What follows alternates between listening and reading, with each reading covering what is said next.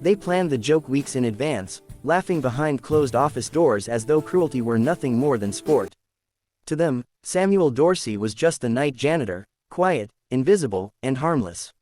He moved through Argent and Vale Industries like a ghost with keys, sweeping the floors the executives dirtied during the day. Most employees didn't know his name. Some didn't even realize he could speak. But a handful of bitter junior executives decided he would make the perfect target for entertainment. They gathered one evening in the sleek glass conference lounge on the 32nd floor. Derek Holton, whose pride had been bruised during a board presentation the month before, was still burning with resentment. The CEO, Evelyn Hart, had corrected him in front of dozens of executives for presenting manipulated growth statistics. She had clipped his arrogance cleanly with one sentence, leaving him humiliated. Since then, he hid his anger beneath sarcasm and whiskey, but the sting never faded. Marissa Kendall, always eager to impress Derek, suggested the prank that started everything. The company had its annual corporate gala approaching, a black tie event filled with investors, media, partners, and public figures. Employees were expected to attend or bring a guest. Marissa joked that Derek should show up with someone wildly inappropriate, to steal back attention, and maybe get a headline or two. Another executive, Nolan Bryce, smirked and said, "What about the janitor? That quiet guy, Sam something." They howled with laughter. The idea mutated quickly. They proposed setting Samuel up on a fake blind date, pretending a female employee wanted to attend with him. They would arrange a pickup at the gala entrance, then watch as Samuel arrived expecting a date and instead stood alone, confused and humiliated in front of the crowd. They imagined the whispers, the camera flashes catching him out of place, Derek arriving moments later with a glamorous model on his arm, laughing as though the entire thing were harmless fun. In their minds, embarrassment was entertainment, and dignity was optional for those beneath them. They didn't know Samuel. He was 52, with weathered hands and a measured step. He rarely spoke of his past, but the lines on his face carried more history than their entire careers combined. Years ago, he'd lost his wife to illness, working double shifts to pay for her hospice care. He'd raised his daughter, Alina, alone, guiding her from childhood into college. She was now a scholarship law student in another state, and he took pride in every letter she sent. He kept no bitterness, no arrogance, only a soft resilience that most people mistook for weakness. The pranksters used a burner number and created a fake identity, a woman named Claire Wren. They crafted messages claiming she worked in a different department and had seen him around. They wrote that she admired his kindness and wanted someone genuine to accompany her to the gala. Samuel was confused at first, then doubtful. But the messages were polite, respectful, and written with careful charm. After years of quiet loneliness, part of him allowed for the possibility that someone truly saw him. He agreed, gently. The conspirators nearly choked laughing when he replied. They fed him instructions. Arrive at the gala entrance at 7:30 p.m., dressed formally, and wait for Claire to meet him there. They promised she would walk in with him. The night of the gala arrived polished in gold and glass. The event was held at the Grand Meridian Hall, where chandeliers shimmered like constellations above marble floors. Guests filtered in with tailored suits and sweeping evening gowns. The atmosphere was heavy with ambition and self-importance. Samuel arrived early, wearing his late brother's dark suit that had been meticulously dry-cleaned and pressed. The sleeves were slightly short, but he stood with quiet pride. He carried no shame, only uncertainty and a sliver of nervous hope. He waited by the outer fountain, glancing over each shoulder whenever a woman approached the entrance. Inside, Derek, Marissa, and Nolan took seats at a table near the ballroom doors, sipping expensive champagne and waiting for the show. They expected confusion, maybe tears, maybe silence. They didn't expect witnesses. Evelyn Hart, the CEO, had arrived minutes earlier. She was composed, elegant, and observant in a fitted midnight blue gown. She didn't waste time mingling with sycophants, she preferred watching people from a distance before speaking to them. Her eyes swept the entrance hall and paused when she saw Samuel outside the glass doors. She recognized him at once. Months before, during a late night at headquarters, she had dropped a box of confidential files in the elevator lobby. Papers scattered like snow. While two executives pretended not to see, Samuel knelt silently to help her gather every page. She'd thanked him. He'd nodded once, then vanished before she could ask his name. She never forgot the humility and composure he carried. Now he stood outside in the cold, waiting in a suit too old to be fashionable, scanning the crowd as though expecting someone who wasn't coming. Evelyn's brow tightened. Something was wrong. At 7:40 p.m., Samuel checked his watch, then the entrance. People brushed past him in pairs. He didn't leave. Inside, Derek leaned back and whispered to his friends, "Here we go. Any minute now." By 7:50, waitstaff began shutting the outer doors.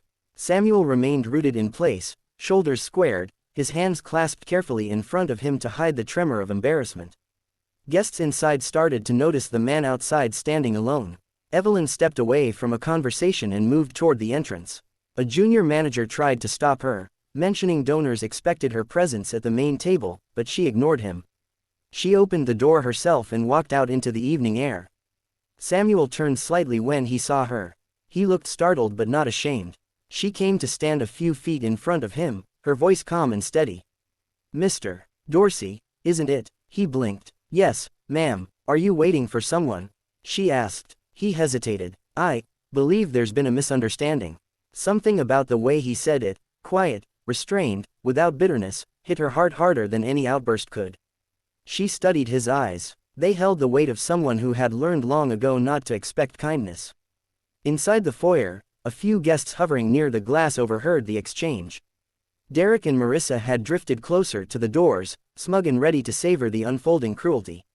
"Misunderstanding?" Evelyn asked gently. "I was told I'd be meeting someone here," he said. "But it seems I may have been misled. It's all right. I didn't mean to cause trouble."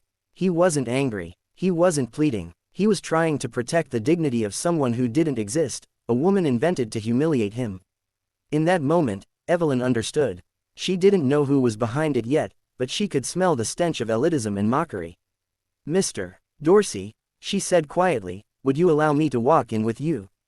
He blinked again, taken off guard. "I don't want to inconvenience you." "You're not an inconvenience," she said with such firmness that two passing guests stopped in their tracks.